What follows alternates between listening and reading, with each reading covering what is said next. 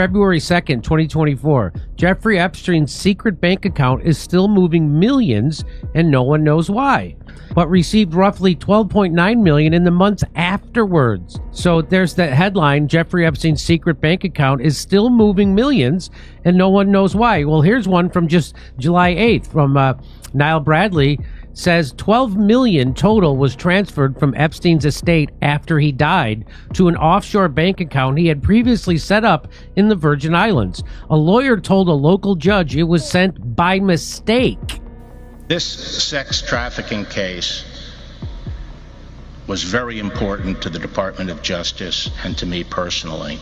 I was appalled, and indeed the whole department was, and frankly, angry to learn of the MCC's failure to adequately secure this prisoner. And found documents unsealed in Epstein's case the day before he died eroded his status in prison. And they believe that that, coupled with the few interpersonal connections and the fact that he was potentially facing the rest of his life in prison, all were likely contributing factors to his death. La misteriosa muerte de Jeffrey Epstein en 2019 sigue rondando la imaginación pública, envuelta en preguntas sin respuesta e incoherencias que se niegan a desvanecerse. Las revelaciones recientes solo han profundizado el enigma, alimentando teorías de que su suicidio fue simulado. ¿Pero por qué orquestar un engaño de tan alto riesgo? ¿No podrían estas fuerzas sombrías haber elegido métodos más silenciosos y menos arriesgados para silenciarle? Quizá una eliminación discreta o aislamiento permanente sin el escrutinio global. ¿Y si el espectáculo fue intencionado, una advertencia o una distracción? Estas dudas persistentes plantean la pregunta: ¿está Epstein realmente desaparecido o está acechando en las sombras, listo para resurgir? Nos encantaría que nos acompañaras en este camino, le dieras me gusta, compartas y te suscribieras para más profundizaciones. Ahora vamos a sumergirnos en el corazón de esta intriga. Si Jeffrey Epstein nunca murió realmente, sino que fue apartado de la vista pública, quienes sentirían el mayor miedo no serían periodistas ni observadores casuales. El verdadero peligro recaería sobre las élites políticas, los magnates internacionales y las agencias de inteligencia que una vez se beneficiaron de su red. Epstein nunca fue simplemente un hombre rico con una isla privada, fue un nodo en un sistema de poder, finanzas y secretos. Si está vivo, representa un archivo vivo capaz de desestabilizar algunas de las instituciones más influyentes del mundo.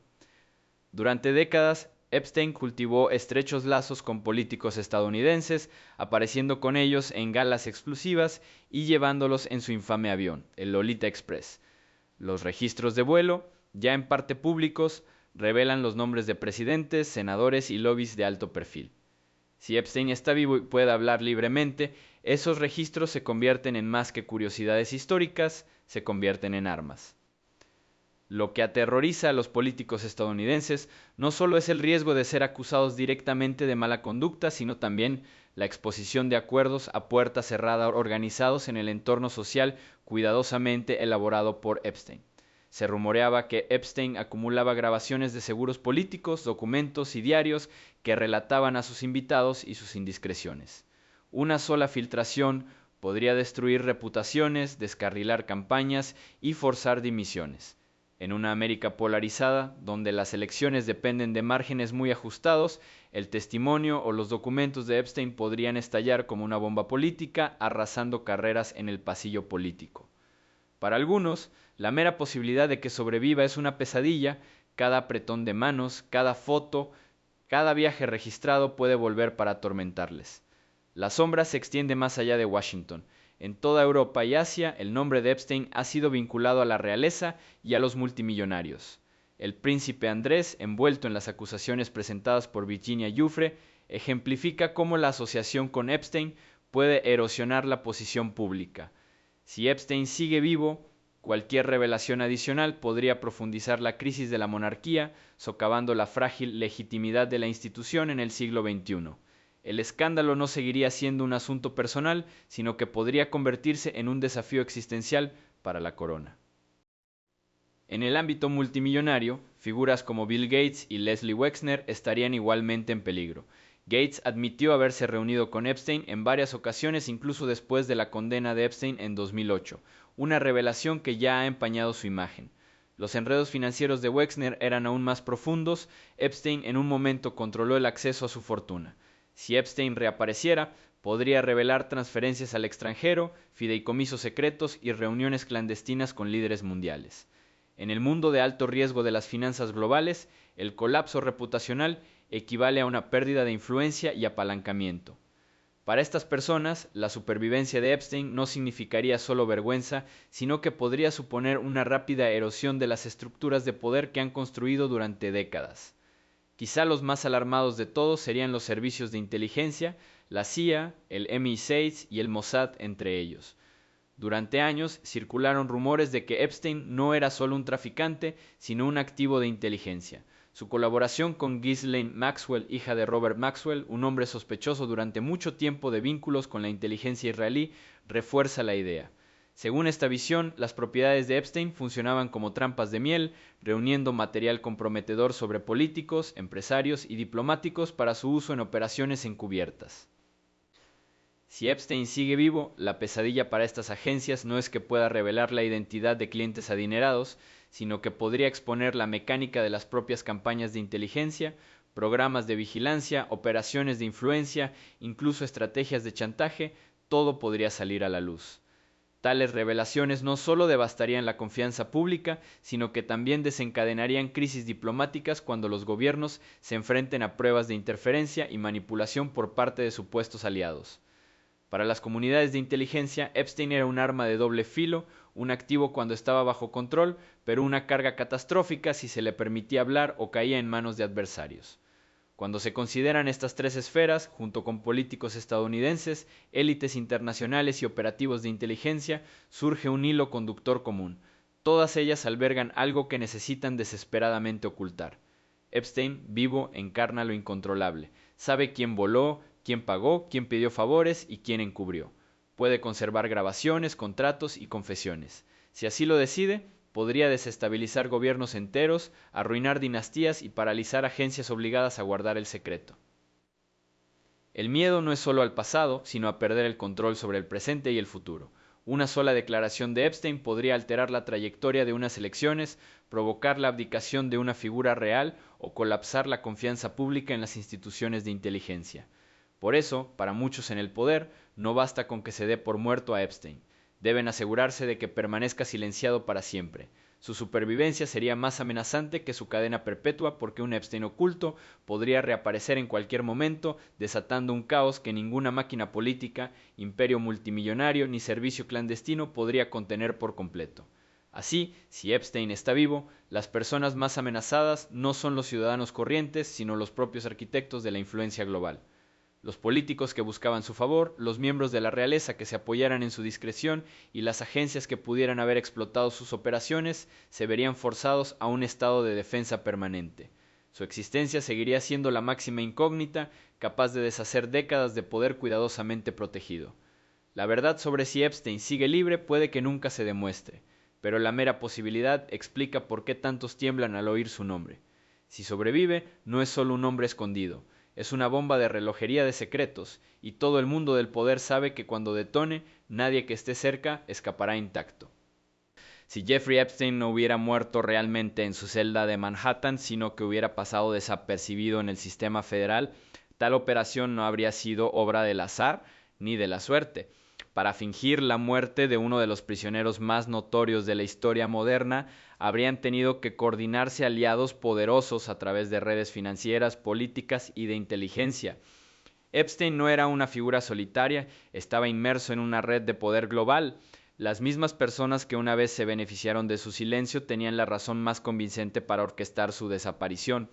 Entre las teorías más difundidas está la de que el servicio de inteligencia israelí, el Mossad, jugó un papel decisivo en la extracción de Epstein. Para quienes comparten esta visión, Epstein fue más que un financiero con inclinaciones oscuras, fue un activo operativo cuyas propiedades privadas también servían como puntos de recaudación para el Compromat.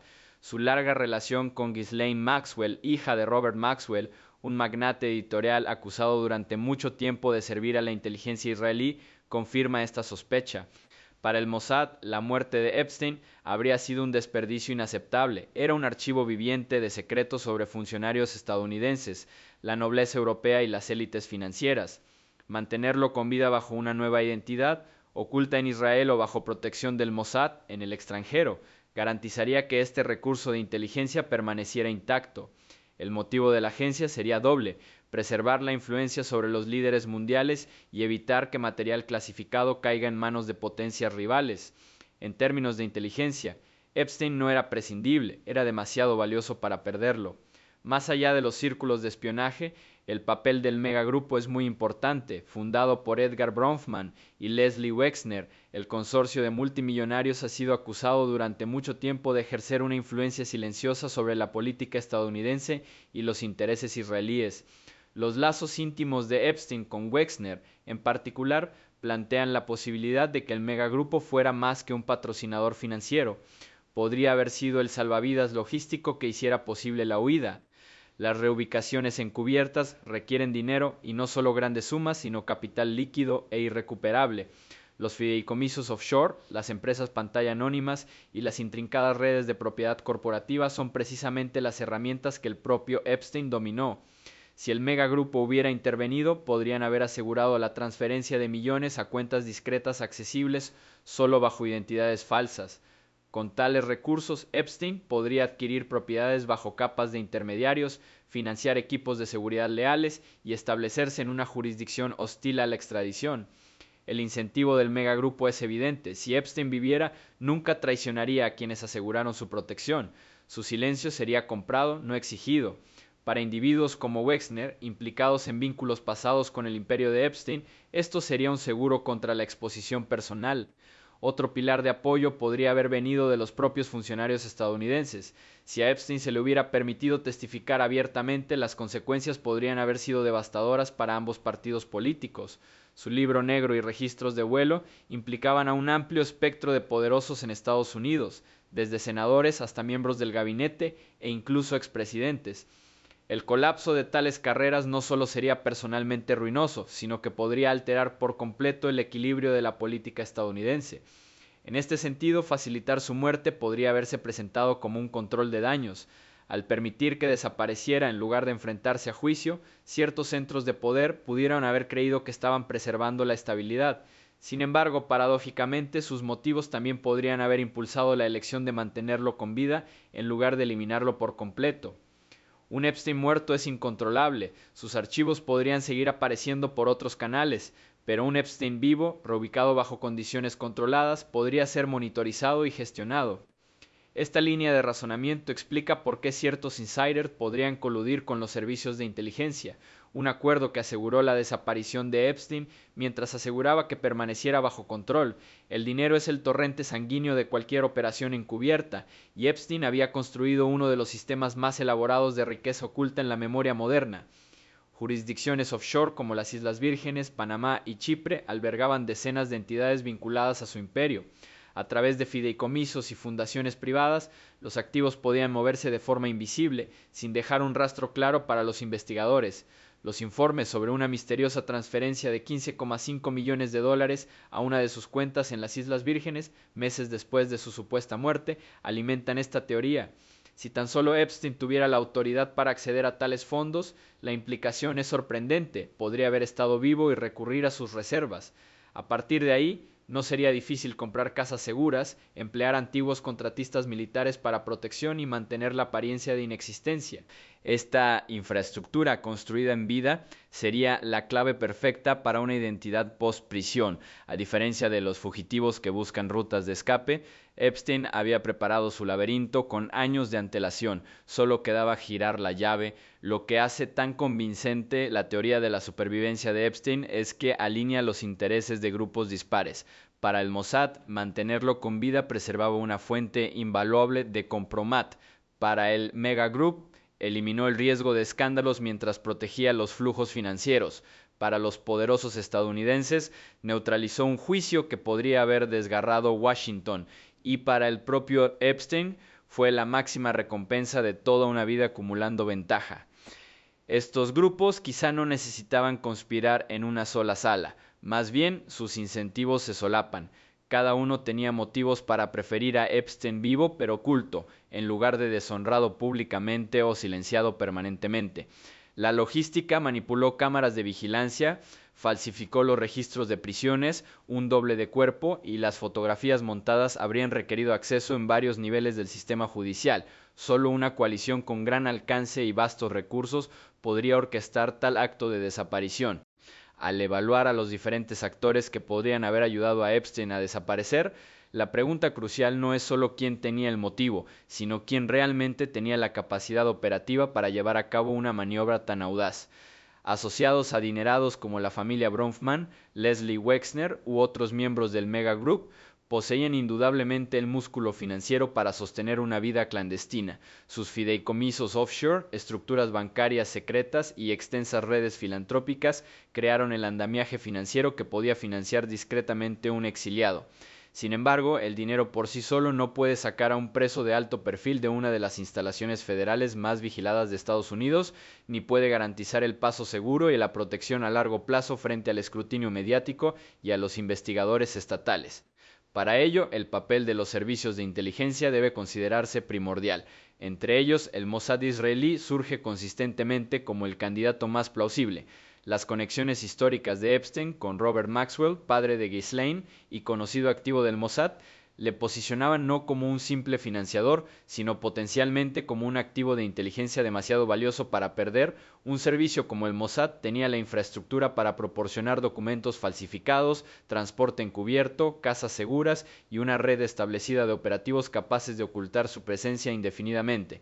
Su implicación también explicaría cómo pruebas clave como cámaras rotas y la conveniente ausencia de guardias se alineaban con una estrategia de cobertura mayor que solo una operación profesional de inteligencia podría orquestar.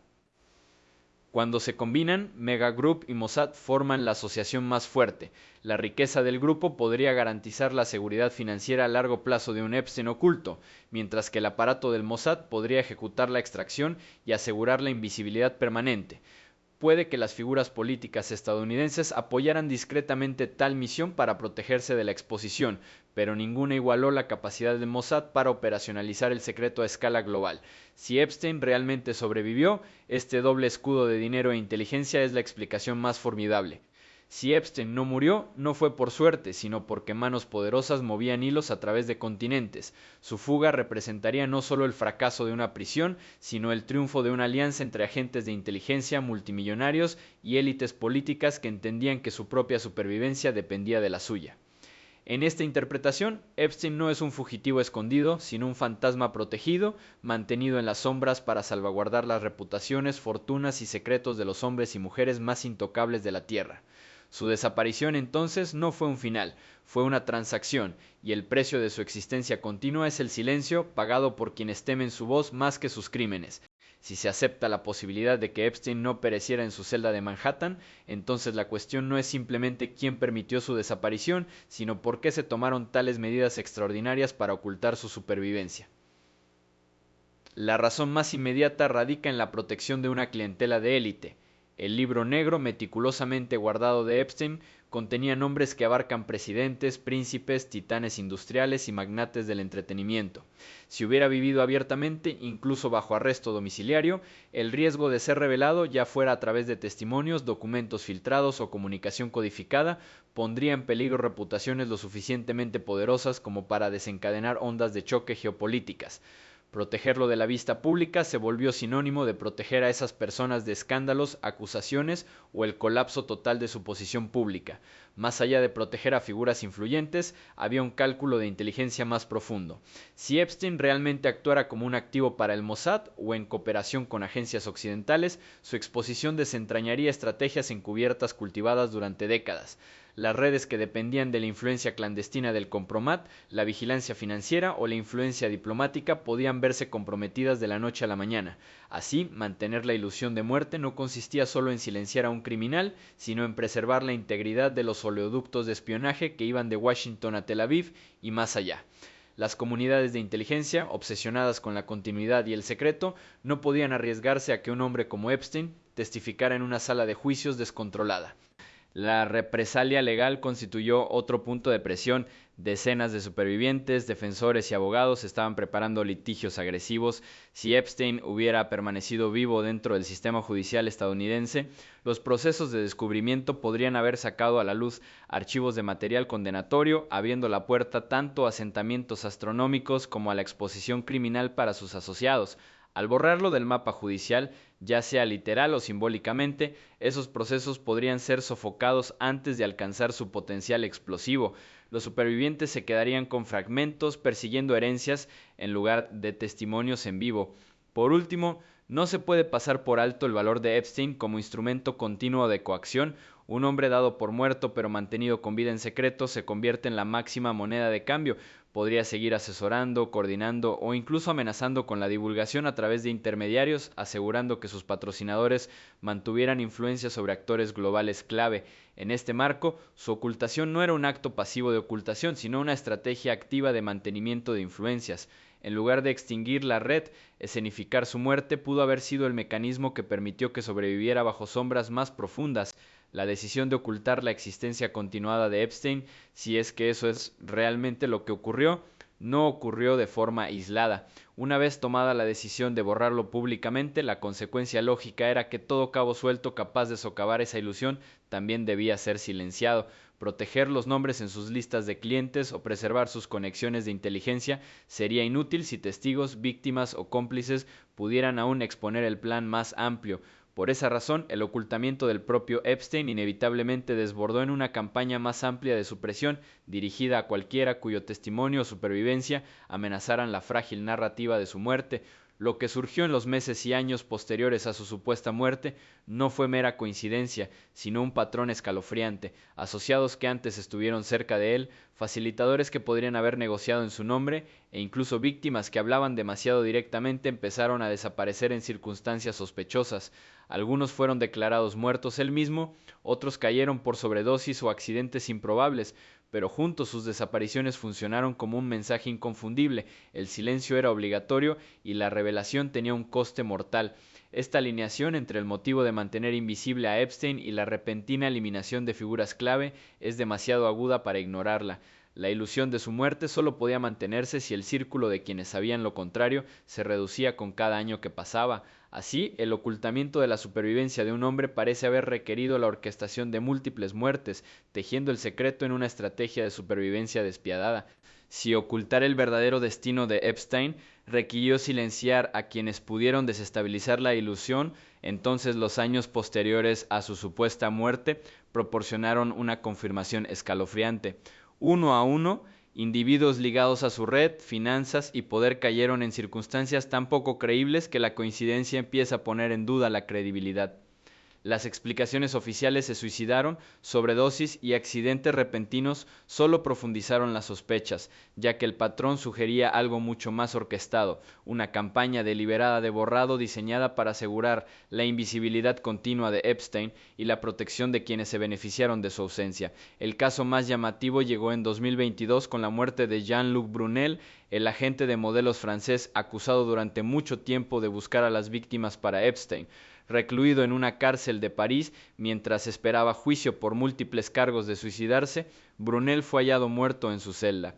Las autoridades francesas lo calificaron inmediatamente como suicidio, reflejando la narrativa que rodeaba al propio Epstein. Sin embargo, al igual que Epstein, Brunel no estaba bajo el tipo de vigilancia que debería haberse esperado para un detenido de tan alto perfil, especialmente uno cuyo testimonio amenazaba con implicar a una red criminal internacional. Su repentino silencio aseguró que innumerables preguntas sobre las canaletas de reclutamiento en Europa nunca fueran respondidas, impidiendo de forma ordenada que nombres, fechas y operaciones salieran a la luz en audiencia pública. Otra muerte sospechosa fue la de Mark Middleton, un ex asistente de la Casa Blanca bajo el presidente Bill Clinton, que facilitó la entrada de Epstein en los pasillos más altos de la política estadounidense. Middleton fue hallado muerto dentro de un vehículo, la escena escenificada de forma casi teatral por su extrañeza. A pesar de las extrañas circunstancias, su muerte fue registrada como un fin de su vida. El momento fue notable porque el escrutinio de los registros de visitantes de la Casa Blanca de Epstein había comenzado a intensificarse, y las conexiones de Middleton podrían haber aclarado exactamente cómo Epstein obtuvo acceso repetido. Al eliminar a Middleton, los investigadores perdieron a un testigo clave que podría haber detallado la profundidad de la influencia de Epstein en Washington. Aún más ominoso fue la declaración pública de Virginia Giuffre, una de las acusadoras más vocales de Epstein. Mucho antes de que sus demandas civiles contra el príncipe Andrés y otros ganaran terreno, advirtió: «Si yo mismo morí en una muerte, no lo hice. Me silenciaron». Sus palabras subrayaron un clima de terror en el que vivían los supervivientes de Epstein, conscientes de que la exposición los ponía en peligro mortal. Giuffre ha permanecido viva, pero su declaración preventiva resuena como un símbolo de lo precaria que puede ser la supervivencia para quienes amenazan con romper el velo del secreto. Su desafío cristalizó la percepción de que la maquinaria que protege a Epstein o su memoria opera con una eficiencia implacable, asegurando que ciertas verdades nunca lleguen a la luz del día. El patrón se extendió aún más. Varios individuos menos conocidos vinculados al aparato social o logístico de Epstein tuvieron un final prematuro: sobredosis, caídas repentinas de edificios y suicidio inexplicable. Por sí sola, cualquiera de estas cosas podría considerarse una desgracia trágica. Juntos forman una constelación de improbabilidades, cada una extinguiendo una posible línea de investigación, cada una reduciendo el círculo de quienes podrían hablar abiertamente. La mera repetición de estos acontecimientos fomenta la impresión no de aleatoriedad, sino de estrategia, una mano invisible que poda las ramas del conocimiento para preservar el secreto central. Estas muertes en cascada cumplen dos propósitos interconectados. Primero, protegen la posible supervivencia de Epstein, borrando testigos contemporáneos que pudieran confirmarlo. Segundo, refuerzan un mensaje más amplio para los demás que siguen vivos. El silencio equivale a seguridad, mientras que la revelación equivale a aniquilación. El miedo que infunden estos ejemplos no requiere amenazas abiertas, el espectáculo de la mortalidad repentina es suficiente advertencia. En este contexto, la especulación sobre la existencia continuada de Epstein prospera precisamente porque la eliminación de figuras clave parece mantener la ilusión de su muerte. Por tanto, la cadena de muertes antinaturales no puede entenderse como tragedias aisladas, deben leerse como parte de la arquitectura del ocultamiento, un andamiaje de intimidación y destrucción erigido para mantener una única narrativa. Cuando Jean-Luc Brunel es encontrado muerto, cuando Mark Middleton es descubierto en un cuadro grotescamente montado, cuando las víctimas expresan miedo a verse obligadas a suicidarse, el efecto acumulativo es inconfundible. Cada caso se integra en la hipótesis más amplia de que Epstein fue extraído en lugar de extinguido, logrando su eliminación de la vista pública mediante sustitución y supresión en lugar de definitivo. La transición del ocultamiento a la eliminación es fluida. La misma lógica que exige la desaparición de Epstein hace necesaria la desaparición de otros.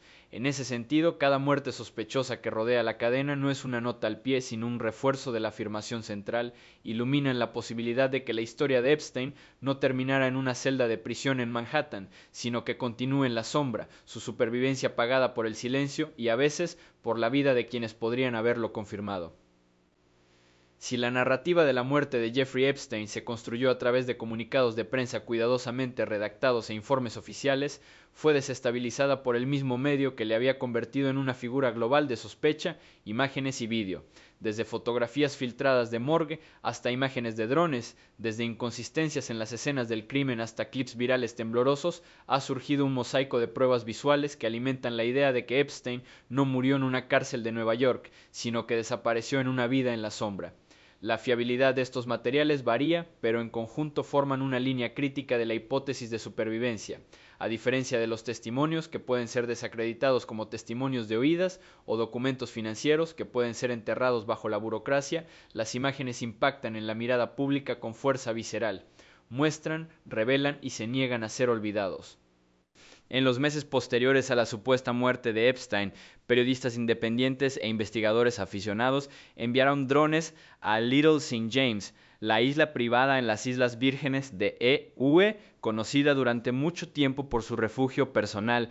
Entre horas de material subido a YouTube y reflejado en foros, un clip destacó: capturaba la figura de un hombre mayor con una postura distintiva, calvo en la parte superior pero con mechones de pelo plateado a los lados, moviéndose apresuradamente cerca de una de las villas antes de retirarse a un garaje. Los partidarios de la teoría de la supervivencia se apresuraron a argumentar que el parecido con Epstein era innegable. El andar, la complexión, incluso la mirada refleja hacia el dron antes de agacharse en imágenes de archivo reflejadas de Epstein entrando en las salas de juicio años atrás. El momento era crucial, este avistamiento ocurrió semanas después de su supuesta muerte, cuando no existía ninguna barrera legal que impidiera la presencia de otros ocupantes, pero el intento del hombre de ocultar sugería conciencia de vigilancia y un deseo de permanecer oculto. Los escépticos afirmaron que podría haber sido un trabajador de mantenimiento, un invitado o incluso una manipulación digital. Sin embargo, los defensores de las imágenes señalaron que el acceso a Little St. James había sido muy restringido, con los alguaciles estadounidenses supuestamente al mando. Si un hombre no identificado se movía libremente, la explicación más sencilla, el propio Epstein, no podía descartarse. En foros circulaban comparaciones fotograma a cuadro de la figura de cabello plateado con fotos de archivo, destacando las similitudes en la forma de las orejas y el marco corporal con círculos rojos. Para los creyentes, el clip del dron se convirtió en una prueba visual de la piedra de Rosetta de que el hombre oficialmente declarado muerto estaba lo suficientemente vivo como para lanzarse a un garaje en su isla. Quizá la contradicción más publicitada surgió de fotografías publicadas por el New York Post que supuestamente mostraban el cuerpo de Epstein en una camilla mientras lo sacaban del centro correccional de Manhattan. A primera vista ofrecieron cierre, rostro pálido, boca entreabierta, mascarilla de oxígeno atada en la nariz. Sin embargo, especialistas forenses, analistas del lenguaje corporal e incluso observadores casuales plantearon dudas en cuestión de horas. Los críticos señalaron discrepancias en la estructura facial. La conocida nariz aquilina de Epstein parecía más corta y más levantada en la foto. Sus lóbulos de las orejas, que en imágenes anteriores de la corte estaban claramente adheridos, parecían en la foto de la camilla desprendidos, una característica casi imposible de confundir. Incluso la mandíbula, el ángulo de la mandíbula, parecía más ancho que en las fotos autenticadas. Estas diferencias anatómicas sugerían la posibilidad de que se presentara al público un organismo sustituto, una técnica antigua en operaciones de inteligencia donde los dobles protegen al sujeto del escrutinio. Los patólogos forenses añadieron otra capa. Las sombras y la iluminación de la fotografía indicaban que podría no haber sido tomada inmediatamente después de la muerte. El tono de piel parecía inconsistente con un cuerpo recién fallecido, sugiriendo o bien escenificación o manipulación. Si se aceptan estas afirmaciones, las fotos de la morgue no eran prueba de muerte, sino evidencia de una operación de encubrimiento diseñada para cerrar rápidamente la narrativa antes de que se difundieran las preguntas. Igualmente preocupantes fueron las imágenes oficiales del interior de la celda de Epstein, filtradas meses después de su muerte. Mostraron la soga naranja, supuestamente usada para suicidarse, colgando de un somier. Los observadores señalaron que la cuerda permaneció intacta en lugar de ser cortada por los servicios de emergencia. El procedimiento estándar dicta que en casos así, los primeros intervinientes corten la ligadura para eliminar la presión lo más rápido posible. Aquí el cordón colgaba ordenado, lo que sugería que nunca había sido cortado. Aún más extraño fue la colocación del equipo médico en las fotografías. La máscara de oxígeno, supuestamente aplicada para reanimarle, estaba colocada en ángulo sobre la cara, sin sellarse adecuadamente para suministrar el flujo de aire. Los críticos argumentaron que tal negligencia era poco plausible dada la notoriedad de Epstein y la presencia de personal formado en emergencias. En cambio, parecía que la máscara se había colocado sobre el cuerpo para un efecto fotográfico más que para funcionar. Surgieron otras anomalías, manchas de sangre inconsistentes con la forma en que murió como anunció, sábanas dobladas dispuestas de forma extraña y la ausencia de fluidos corporales visibles que suelen acompañar a tales muertes. Los expertos en reconstrucción forense concluyeron que las fotografías celulares parecían menos una escena de emergencia real y más un decorado preparado para acercarse a una. Si las imágenes fueron escenificadas, entonces no apuntan a suicidarse, sino a sustituir a Epstein con vida, mientras que un cuadro artificial completó la historia. Más allá de las imágenes oficiales, un flujo constante de vídeos temblorosos y granulados comenzó a circular en línea, cada uno pretendiendo capturar a Epstein vivo en distintos lugares. Un clip grabado con un teléfono móvil en Nuevo México, mostraba a un hombre de complexión y patrón de cabello similares subiendo a un jet privado en una pequeña pista de aterrizaje desértica. Las imágenes estaban borrosas, pero el andar, los hombros encorvados, la retirada de la cámara recordaban a Epstein. Investigadores en línea señalaron que Epstein había poseído previamente propiedades en Nuevo México, lo que hace plausible la ubicación. Otro conjunto de vídeos provenía de Tel Aviv, donde un hombre visto entrando en un complejo de apartamentos de lujo se parecía notablemente a Epstein, aunque más antiguo y demacrado. Los partidarios afirmaban que la protección del Mossad podría explicar su presencia allí, alineándose con las teorías de que Epstein había servido durante mucho tiempo como activo de inteligencia.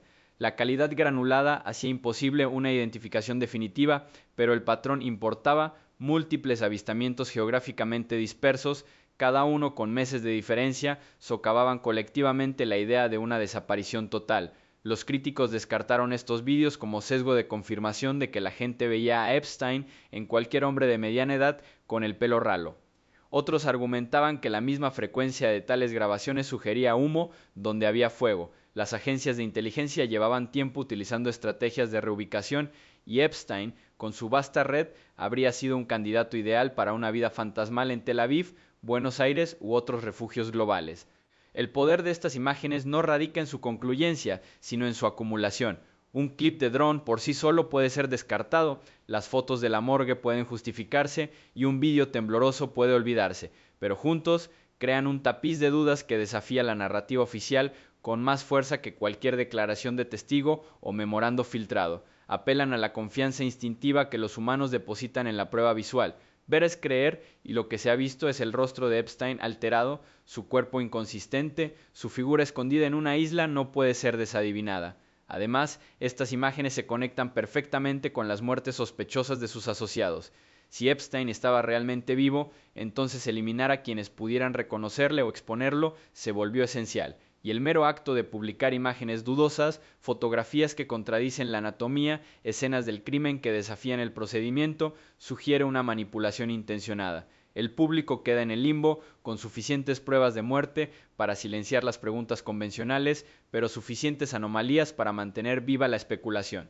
Esta ambigüedad solo beneficia a quienes están interesados en ocultar la verdad. Examinar la imaginería en su conjunto sugiere un proceso metódico de distracción.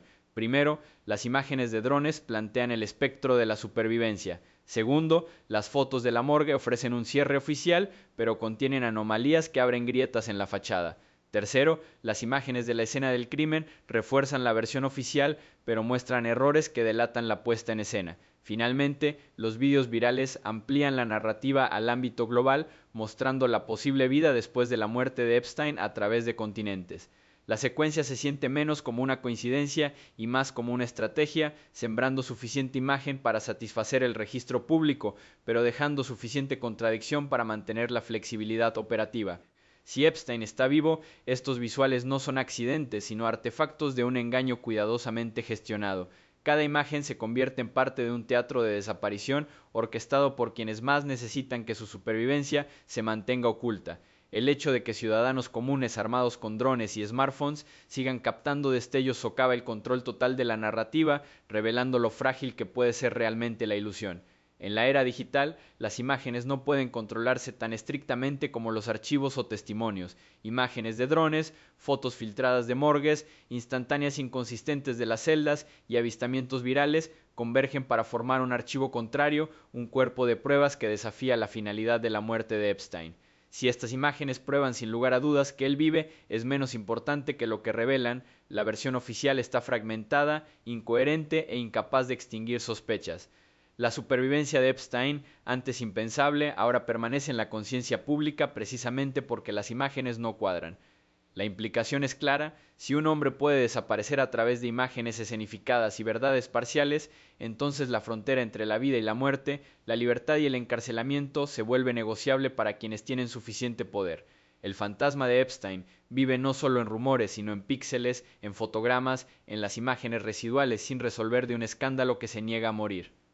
Las dudas en torno a la supuesta muerte de Epstein no solo se han mantenido vivas gracias a imágenes y anomalías en vídeo, sino también por el constante cuerpo de investigaciones independientes producidas fuera de los canales oficiales. A diferencia de los medios convencionales que en gran medida seguían la narrativa del Departamento de Justicia, un pequeño pero decidido grupo de escritores de investigación, forenses veteranos e investigadores de base analizó cada elemento disponible del caso.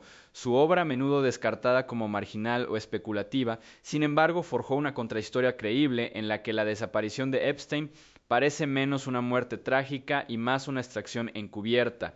Un hilo de investigación independiente trazó paralelismos entre la supuesta muerte de Epstein y las clásicas maniobras de retirada de inteligencia. Analistas con experiencia en corrupción política y operaciones encubiertas señalaron que la retirada repentina de un activo de alto valor mediante una muerte simulada ha sido utilizada durante mucho tiempo por agencias de inteligencia para proteger a operativos comprometidos. Toda la cadena de acontecimientos, la expulsión abrupta de la población penitenciaria, fallo de los sistemas de vigilancia, imágenes desaparecidas, guardias que se dormían simultáneamente, seguida de una autopsia muy controvertida, se interpretó menos como incompetencia burocrática y más como un guión cuidadosamente sacado de manuales clandestinos. Estos investigadores argumentaron que el largo historial de Epstein, cultivando élites en los ámbitos empresarial, político y académico, reflejaba el perfil de un activo demasiado valioso para ser eliminado por completo. En cambio, afirmaron, su muerte representó una desaparición controlada, una desaparición calculada diseñada no para silenciarle permanentemente, sino para preservar su utilidad fuera del escenario público.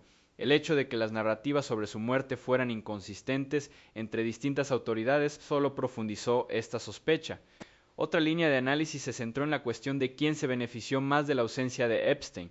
Periodistas independientes que previamente habían investigado redes de élite argumentaron que mantenerlo muerto en la percepción pública era la forma más segura de salvaguardar la influencia continua. Su posición era clara. Epstein era menos un depredador individual que un activo peligroso, un hombre cuyo archivo de interacciones con clientes, registros de vuelo y grabaciones de vigilancia podía desestabilizar gobiernos, corporaciones y comunidades de inteligencia. Si estaba vivo, seguía siendo controlable, un peón protegido de testimonios pero aún capaz de servir como una bóveda silenciosa de información. Si realmente estaba muerto, esa bóveda corría el riesgo de abrirse, ya fuera por denunciantes o por una desestabilizadora lucha por su legado material.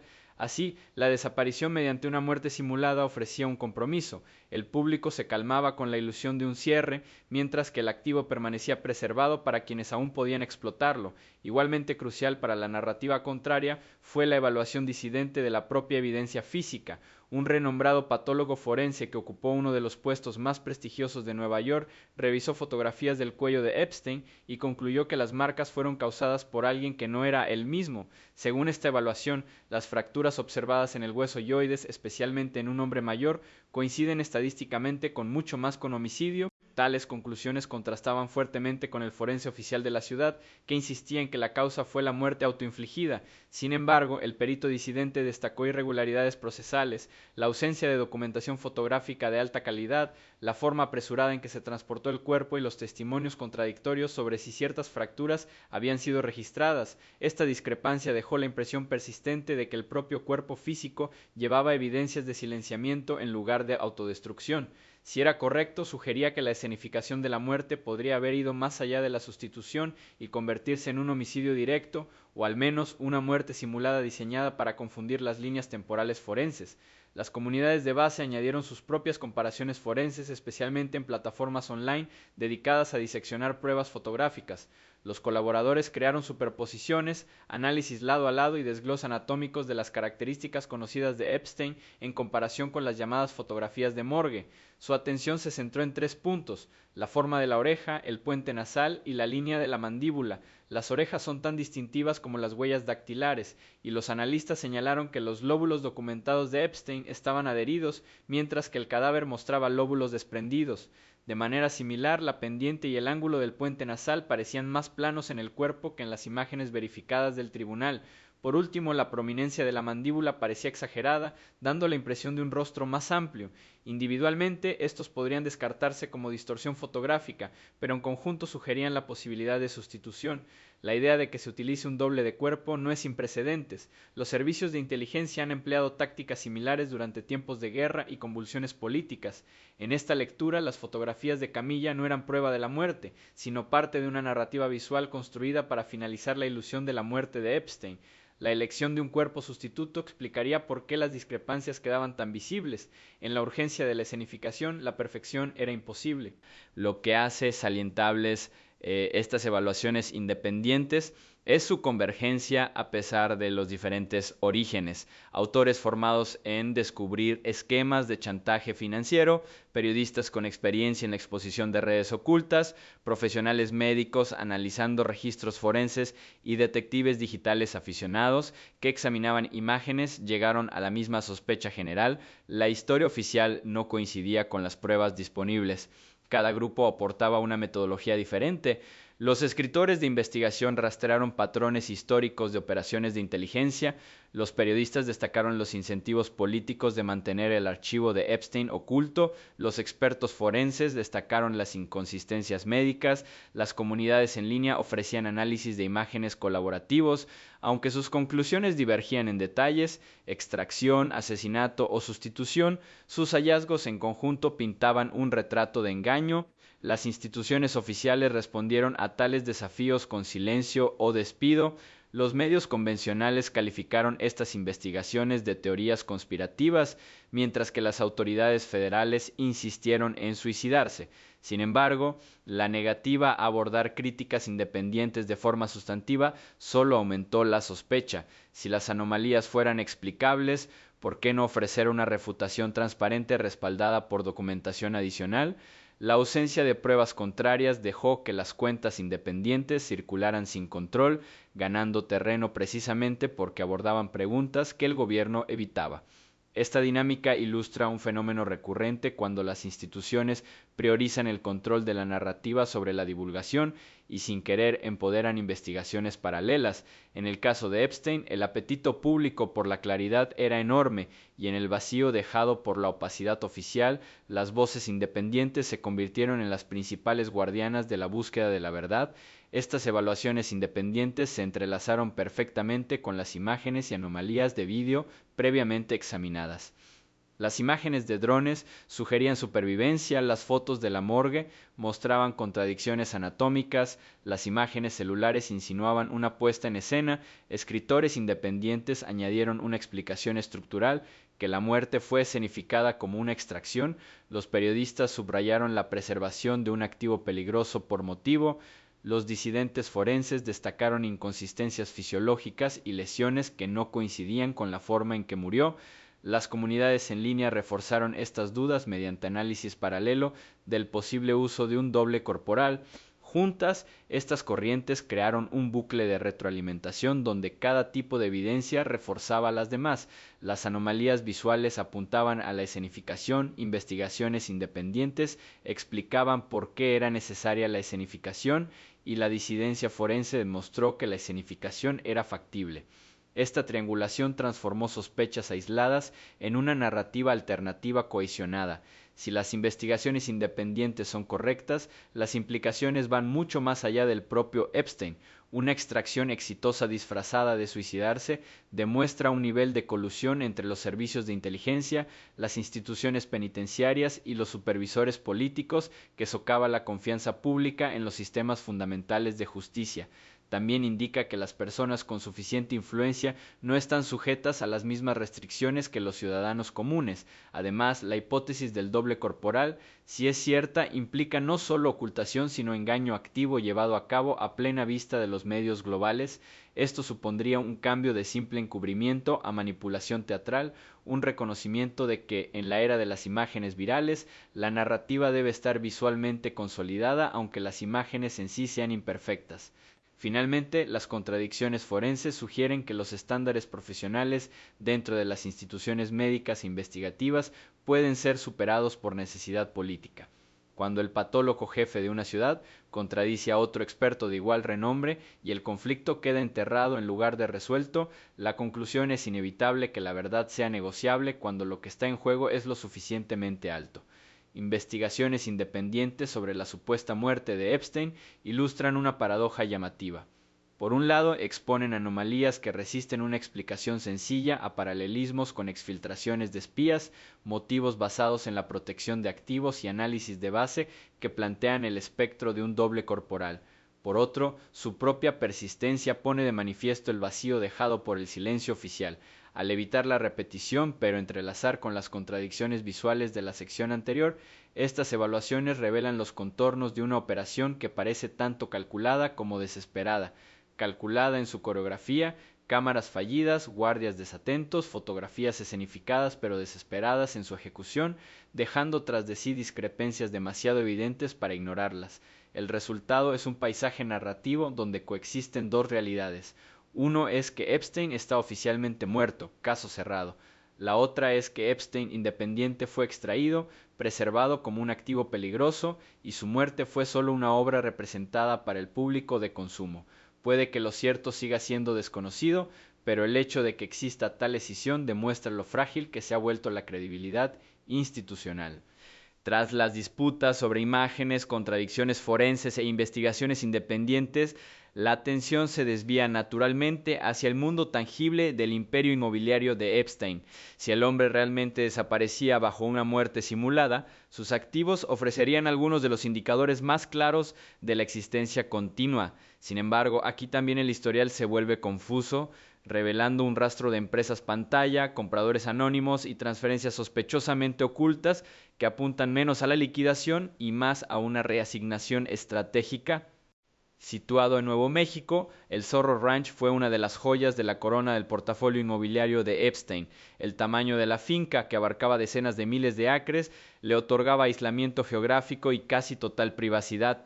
Durante años, investigadores y periodistas alegaron que se había utilizado tanto como refugio para Epstein y sus invitados como centro logístico para actividades ocultas al escrutinio. Tras la supuesta muerte de Epstein, la propiedad se puso discretamente en venta. Surgieron informes de que la finca había sido adquirida, pero la transacción estuvo envuelta en secreto, manteniendo deliberadamente la identidad del comprador oculta. La naturaleza opaca de la venta planteó preguntas: ¿por qué ocultar al comprador de una propiedad que ya se había hecho famosa en todo el mundo? En las transferencias inmobiliarias convencionales de alto valor, el anonimato puede explicarse por consideraciones de privacidad o fiscales, pero en este caso, el secreto solo alimentó la especulación de que el comprador no era un nuevo forastero, sino quizás el propio Epstein o representantes que actuaban en su nombre y que readquirían la propiedad a través de un fideicomiso o una entidad de responsabilidad limitada. Esta hipótesis se alineaba con la teoría de la extracción, sugiriendo que podría haber retomado el control de sus propios bienes bajo una identidad legal alterada. El alcance de Epstein se extendió hasta el Caribe, donde su propiedad de la isla Great St. James era tan estratégica como indulgente, a diferencia de Little St. James, que ya había llamado la atención por ser supuestamente una isla de placer. Great St. James era menos notoria y mejor situada para actividades de baja visibilidad. Tras su desaparición de la vida pública, la isla también fue vendida, según se informa. Sin embargo, como ocurrió con Zorro Ranch, los detalles de la transacción fueron escasos, con la propiedad pasando a un laberinto de entidades offshore que resistieron la divulgación pública. Investigadores independientes que examinaron los registros de tierras señalaron que las transferencias coincidieron con momentos de intensa cobertura mediática, casi como si el momento estuviera diseñado para minimizar el escrutinio. Más curioso aún, las presentaciones sugerían la posibilidad de transferencias entre empresas en lugar de ventas reales en el mercado. En tal escenario, el activo no sale realmente del control del propietario original, sino que se pasa por diferentes vehículos de tenencia. Para Epstein, esto significaría que, incluso después de la muerte, la isla permaneció efectivamente bajo su alcance, aunque oculta tras un camuflaje legal. Little St. James sigue siendo la más simbólicamente cargada de las propiedades de Epstein, a menudo llamada isla de los pedófilos en el lenguaje abreviado de los medios. Tras su muerte, se convirtió tanto en escena del crimen como en un tema de fascinación pública. Los periodistas documentaron la extraña arquitectura, la estructura tipo templo pintada con franjas azules y blancas y las instalaciones subterráneas rumoreadas pero nunca completamente verificadas. Se esperaba que esta isla también acabara siendo liquidada para cumplir con las obligaciones de la herencia hacia las víctimas. Sin embargo, lo que ocurrió tras la supuesta muerte de Epstein solo profundizó el misterio. Imágenes de drones que circularon en internet mostraban lo que parecía ser un hombre con el pelo canoso y una complexión similar a la de Epstein, moviéndose rápidamente hacia una estructura de garaje en la isla. Aunque los escépticos descartaron las imágenes como inconclusas, para los creyentes en la hipótesis de supervivencia sirvieron como la prueba más visceral de que la isla seguía en su posesión no solo como propiedad, sino como refugio. Igualmente preocupante era la forma en que la supervisión oficial parecía desvanecerse una vez que la atención mediática disminuía. La presencia de seguridad disminuyó, cesaron las inspecciones y la propiedad permaneció en gran medida inaccesible. Si un comprador anónimo lo había adquirido, ningún registro público aclaraba quién mantenía el control. En cambio, continuaron los rumores sobre empresas privadas de gestión y fideicomisos offshore, dejando abierta la posibilidad de que el propio Epstein hubiera regresado a su residencia. Las tres propiedades Zorro Ranch, Great St. James y Little St. James mostraron un patrón que reflejaba técnicas comunes de protección de activos. Los fideicomisos y las empresas pantalla a menudo ocultan la propiedad, pero en estos casos la opacidad parecía intencionada no solo para evadir impuestos, sino para sobrevivir. Recomprar las propias propiedades a través de intermediarios no es sin precedentes. Tanto figuras criminales como agentes de inteligencia han utilizado este método para mantener bases de operaciones conocidas mientras presentan la ilusión de liquidación. Si Epstein realmente hubiera permanecido vivo, habría sido vital recuperar el acceso a estas propiedades. Las propiedades no eran simplemente viviendas, sino infraestructuras, apartadas, fortificadas y ya integradas con sistemas logísticos. Representaban la continuidad. Aunque una nueva identidad podría permitirle desaparecer en teoría, solo el control de tales propiedades garantizaría la comodidad y la base operativa que había cultivado durante mucho tiempo. Las maniobras inmobiliarias no pueden verse de forma aislada, forman parte de una sombra financiera más amplia en la que cientos de millones de dólares fluyeron a través de cuentas offshore, fundaciones benéficas y estructuras corporativas opacas. Las propiedades actuaban como puntos de anclaje dentro de este marcador visible, vinculado a corrientes de capital invisibles. Venderlos de forma anónima o transferirlos a través de entidades pantalla preservaba la ilusión exterior de disolución mientras mantenía el control sobre la red financiera oculta. Los observadores señalaron que, incluso después de las ventas reportadas, las tripulaciones de mantenimiento seguían apareciendo de forma esporádica, se entregaban suministros y la actividad marítima cerca de las islas del Caribe sugería una ocupación continua. Ninguna de estas actividades se explicó mediante declaraciones públicas de los administradores de la herencia. En cambio, el silencio se convirtió en la respuesta predominante que, una vez más, reflejaba el tema de la opacidad controlada que se observa en todas las demás dimensiones del caso Epstein, cuando se combina con las investigaciones independientes, la disidencia forense y las anomalías visuales mencionadas anteriormente, el enigma inmobiliario adquiere mayor peso. Cada transacción inmobiliaria oculta tras el anonimato insinúa la persistencia de la agencia más que su terminación. Las imágenes con dron de un hombre de cabello plateado cerca del garaje de Little St. James ofrecen un ancla visual a esta opacidad financiera, sugiriendo que las propiedades no son reliquias del imperio de un hombre muerto, sino componentes activos de una vida oculta. Así, la narrativa de la liquidación de propiedades se desploma en la ambigüedad. ¿Fueron genuinas estas ventas? ¿Eran tapaderas para proteger activos? ¿O eran mecanismos por los cuales el propio Epstein, bajo otra identidad, podía mantener el acceso a las mismas propiedades que una vez definieron su poder? Independientemente de la interpretación que se prefiera, el secretismo que rodea estas transacciones contribuye directamente a la sospecha más amplia de que su historia no terminó en una celda de la cárcel de Manhattan. La saga de las propiedades de Epstein demuestra que el sector inmobiliario, como las pruebas en vídeo o las anomalías forenses, puede contar una historia si se observa con suficiente atención. Zorro Ranch, Great St. James y Little St. James no eran simplemente activos, eran nodos en una arquitectura oculta de riqueza y control. Sus supuestas ventas a compradores anónimos, junto con susurros de readquisición a través de fideicomisos, solo intensifican la sospecha de que la presencia de Epstein perdura. donde la imaginería plantea cuestiones de vista y las evaluaciones forenses plantean cuestiones científicas, el sector inmobiliario plantea cuestiones de propiedad y posesión, a diferencia de la vida o la muerte, deja rastros en papel. Sin embargo, cuando esos caminos se ocultan deliberadamente, el efecto es el mismo. La ausencia de pruebas se convierte en prueba de ocultación. Al final, las propiedades permanecen como testigos silenciosos de una verdad más profunda. La historia de la desaparición de Epstein no puede separarse de los bienes que aún puede poseer. Si las transferencias inmobiliarias insinuaban supervivencia mediante el ocultamiento de propiedades, la estela de dinero que surgió en los meses posteriores a la supuesta muerte de Epstein proporcionó una prueba aún más tangible de maniobras financieras activas.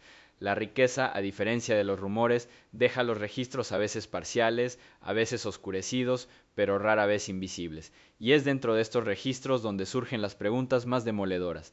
El imperio offshore de Epstein se centraba no solo en las islas que poseía físicamente, sino también en los refugios financieros integrados en la arquitectura regulatoria del Caribe. Las Islas Vírgenes de EUE habían funcionado durante mucho tiempo como jurisdicción legal para sus fundaciones y fideicomisos, ofreciendo secreto, ventajas fiscales y supervisión mínima. Durante décadas, este marco le permitió desviar millones de dólares sin escrutinio, blanqueando influencia mediante donaciones, inversiones y empresas fantasma. Tras su presunta muerte en 2019, los observadores esperaban que estas cuentas fueran congeladas, auditadas y finalmente desmanteladas como parte de la restitución a las víctimas. En cambio, comenzaron a surgir movimientos extraños, informes bancarios discretos, inaccesibles para el público pero filtrados a través de divulgaciones financieras, sugerían que las cuentas registradas bajo los fideicomisos de Epstein seguían operativas. Esto contradecía la narrativa de una finca colapsada bajo llave legal. La revelación más explosiva llegó 5 meses después de su supuesta muerte. Una cuenta vinculada a su estructura de las Islas Vírgenes recibió una entrada repentina de 15,5 millones de dólares. No se trataba de un simple traslado trivial, sino de una transferencia sustancial desde lo que parecía formar parte de la fundación de su herencia. Sobre el papel podría haberse explicado como una reestructuración interna de fondos redistribuidos para el cierre administrativo. Sin embargo, la realidad de la transacción contaba otra historia. Primero, la magnitud de la transferencia despertó sospechas. Las herencias bajo litigio suelen operar bajo supervisión judicial con transacciones supervisadas por los fiduciarios. ¿Cómo pudo entonces moverse una suma masiva sin una divulgación más amplia? Segundo, el momento era increíble. 5 meses es un periodo lo suficientemente largo para que el escrutinio público se enfríe, pero lo bastante corto para mantener la continuidad del control. Era, en efecto, la ventana perfecta para que alguien que no había muerto realmente restableciera el acceso a la liquidez. Tercero, el canal de la transferencia me pareció demasiado directo. En lugar de ser distribuidos entre víctimas o acreedores, los fondos iban a una cuenta estructurada de manera coherente con las prácticas previas a la muerte de Epstein. Esto no sugería la disolución de una finca, sino la continuación de un aparato. Lo que siguió hizo que el evento fuera aún más inquietante. Poco después de que aparecieran los 15,5 millones de dólares, el saldo de la cuenta cayó a cero. La suma total se agotó en rápida secuencia sin dejar registro público de a dónde fue. Las instituciones financieras informaron posteriormente solo que la retirada se había ejecutado mediante un sistema que requería acceso a códigos de autorización de alto nivel que no pudieran ser imitados por abogados de herencias, acreedores o fideicomisarios gubernamentales. Alineación de todas las anomalías. En circunstancias normales, una muerte en prisión puede implicar una falta de atención en los guardias o un fallo técnico. Rara vez, varios sistemas tecnológicos, humanos y forenses fallan en perfecta sincronización. Dicha sincronización sugiere una ingeniería deliberada. Si las cámaras hubieran seguido grabando, si los guardias hubieran permanecido despiertos, si la autopsia hubiera coincidido perfectamente, la hipótesis de supervivencia tendría poco fundamento. En cambio, cada capa de evidencia fallaba o contradecía el relato oficial, construyendo un andamiaje para teorías alternativas. Por tanto, las señales irregulares de su muerte no se distinguen de la investigación más amplia, sino que sirven como base. Son las huellas de la noche, el humo forense antes del incendio financiero. La noche de la supuesta muerte de Epstein no fue simplemente una tragedia de negligencia, fue una convergencia de anomalías. Cámaras que se apagaron juntas, guardias que falsificaron registros pero enfrentaron castigos mínimos, fotografías forenses que no coinciden con la anatomía conocida y testimonios de presos de gritos en la oscuridad apuntan a una realidad diferente al guión oficial. Cuando estas irregularidades se ven a la luz de la actividad financiera posterior, la narrativa de suicidarse se derrumba bajo sus propias contradicciones. Lo que emerge, en cambio, es el contorno de un evento cuidadosamente gestionado, una extracción disfrazada de muerte. La evidencia sugiere no el fin de un hombre, sino una transición hacia otro capítulo de existencia oculta, facilitada por los mismos fracasos que deberían haber asegurado la rendición de cuentas.